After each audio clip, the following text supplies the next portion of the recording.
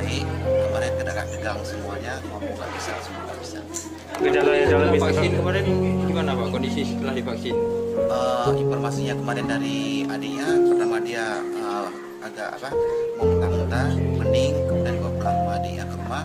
Habis maghrib udah tegang badannya, udah lemas, tegang, nggak bisa ngomong, apalagi sesak. Sebelumnya ada penyakit penyerta? Ada. Dan itu sudah dicoba komunikasikan ke tim screening kan?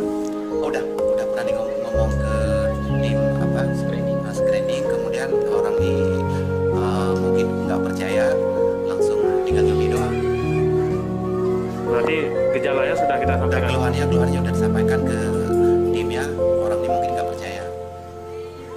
Kemudian tindakan ke depan nih setelah kondisi saat ini bagaimana?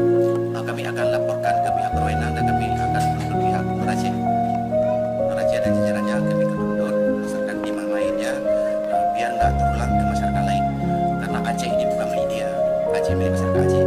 Mari kita lindungi masyarakat Aceh, jangan dengan ada jabatan dia sedikit membuat masyarakat berubah. Jadi dengan ada seperti pengusaha ataupun penindakan seperti tanpa pengetahuan orang tua seperti ini, bagaimana pandangan kita terhadap program vaksinasi ini sebenarnya? Program vaksinasi itu bagus. Kita mendukung program vaksinasi. Malah saya orang pertama yang divaksinasi di desa.